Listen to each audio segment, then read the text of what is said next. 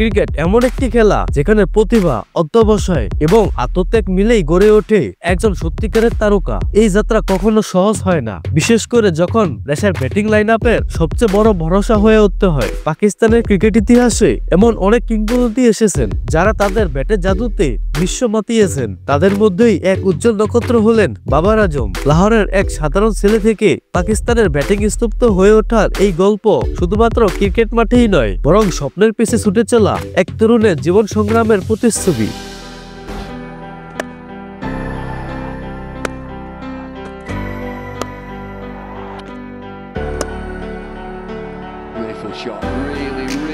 কিভাবে বাবর আজম ছোটবেলা থেকে ক্রিকেটের প্রতি ভালোবাসা গড়ে তুললেন এবং কেন বর্তমানে তাকে কঠিন সময়ের মধ্য দিয়ে যেতে হচ্ছে, আজকের ভিডিওতে আমরা জানবো বাবর আজমের শৈশব, সংগ্রাম, সাফল্য ও চ্যালেঞ্জের সম্পূর্ণ গল্প। তো ভিডিওটা শুরু করার আগে তোমরা যারা আমার চ্যানেলে নতুন তারা অবশ্যই চ্যানেলটি সাবস্ক্রাইব করে দেবে। বাবর আজমের জন্ম 15 অক্টোবর 1994 সালে পাকিস্তানের লাহোর শহরে। ছোটবেলা থেকেই ক্রিকেটের প্রতি তার অদ্ভুত এক টান ছিল। তার পরিবারের অনেকেই ক্রিকেটের সঙ্গে জড়িত ছিলেন, বিশেষ করে তার চাচাতো ভাই কামরান আকমল ও ওমর আকমল জাতীয় দলে খেলেছেন। ফলে বাবর খুব কাছ থেকেই আন্তর্জাতিক ক্রিকেটের স্বাদ পেয়েছিলেন। কিন্তু শুধুমাত্র পরিবারে ক্রিকেটার থাকা মানেই যে নিজেও তারকা হয়ে উঠবেন তা তো নয়। কঠোর পরিশ্রম ও অদম্য ইচ্ছা শক্তিই ছিল বাবরের মূল অস্ত্র। বাবরের ক্রিকেটের প্রতি ভালোবাসা এতটা তীব্র ছিল যে তিনি ঘন্টার পর ঘন্টা লাহোরের গাদ্দাফি স্টেডিয়ামে নেটে ব্যাটিং অনুসরণ করতেন। স্থানীয় কোচরা খুব দ্রুতই বুঝতে পারেন ছেলেটির হাতে জাদু আছে। ধীরে ধীরে বয়স ভিত্তিক দলে জায়গা করে নেওয়া,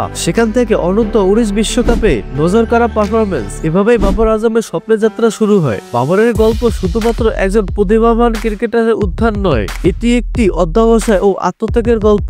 পাকিস্তানের ক্রিকেট সংস্কৃতিতে জায়গা পাওয়া সহজ নয়। বাবরের শৈশব অনেক আর্থিক টানাপোড়েন ছিল, কিন্তু পরিবারের সমর্থন কখনো কমেনি। বাবরের বাবা ছিলেন তার সবচেয়ে বড় অনুপ্রেরণা, যিনি ছেলের স্বপ্ন পূরণের জন্য নিরলস পরিশ্রম করেছেন। এক সময় যখন পাকিস্তান দল ব্যাটিং বিপর্যয়ে থাকতো, তখন বাবর আজমের দিকে সবাই তাকিয়ে থাকতো। বাবরের ব্যাটে যখন শট আসে, তখন পুরো পাকিস্তান যেন স্বস্তির নিঃশ্বাস ফেলে। পাকিস্তান ক্রিকেটের এই মেসি তার ব্যাটিং স্টাইল, টাইমিং ও ধৈর্যের জন্য ভক্তদের হৃদয় স্থায়ী জায়গা করে নিয়েছেন।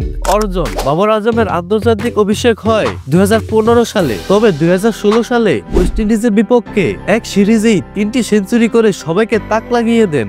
ধাপে ধাপে তিনি পাকিস্তানের ব্যাটিং লাইন আপের সবচেয়ে গুরুত্বপূর্ণ খেলোয়াড় হয়ে ওঠেন। 2021 সালে বাবর আজম পাকিস্তানের অধিনায়ক হন এবং তার নেতৃত্বে দল নতুন উচ্চতায় পৌঁছে যায়। টি-20 বিশ্বকাপে ভারতকে হারানোর ঐতিহাসিক ম্যাচে তার 68 রানের ইনিংস পাকিস্তানিদের হৃদয়ে চিরস্মরণীয় হয়ে থাকবে। This could be the moment. This is the moment.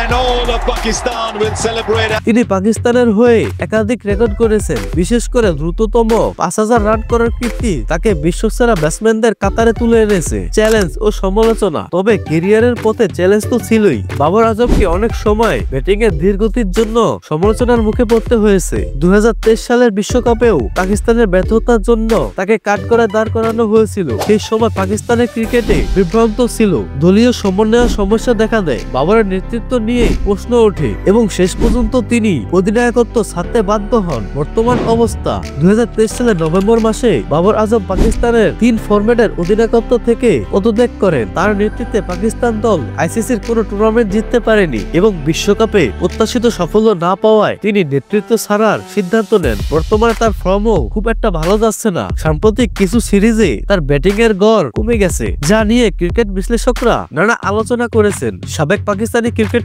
বাবরের ফর্মহীনতা ও নেতৃত্ব নিয়ে সমালোচনা করেছেন। কেউ কেউ তাকে বিয়ে করার পরামর্শ দিয়েছেন, যা তার ব্যক্তিগত জীবনে স্থিতিশীলতা এনে ফর্মে ফিরতে সহায়তা করতে পারে বলে মনে করেন। তার বাড়ি, গাড়ি ও বিয়ে: বাবর আজম পাকিস্তানের লাহোর শহরে বসবাস করেন, যেখানে তিনি একটি সুসজ্জিত বাড়িতে থাকেন, যা তার সাফল্যের প্রতিফলন। তার গাড়ির সংগ্রহ সম্পর্কে নির্দিষ্ট তথ্য খুব বেশি পাওয়া যায়নি, তবে একজন সফল ক্রিকেটার হিসাবে তিনি বিলাসবহুল গাড়ির মালিক বলে ধারণা করা হয়। বর্তমানে এপ্রিল 2025 পর্যন্ত বাবর আজম অবিবাহিত। তার বিয়ে নিয়ে বিভিন্ন গুঞ্জন ও আলোচনা থাকলেও তিনি নিজে এই বিষয়ে প্রকাশ্যে কোনো মন্তব্য করেননি। ভবিষ্যতে তার কাছে চাওয়া, বাবর আজমের বয়স এখনো বেশি নয়, সামনে তার অনেক বছর বাকি। পাকিস্তান ক্রিকেট ইতিহাসে কিংবদন্তি হিসেবে জায়গা পেতে হলে তাকে আরো ধারাবাহিক হতে হবে, বড় ম্যাচে চাপ সামলানোর দক্ষতা আরো বাড়াতে হবে এবং দলের জয় বড় অবদান রাখতে হবে। ভবিষ্যতে পাকিস্তানকে যদি কোনো বিশ্বকাপ জিততে হয় তাহলে বাবর আজমের ভূমিকা 100-তে 100 থাকতে হবে। আমরা চাই তিনি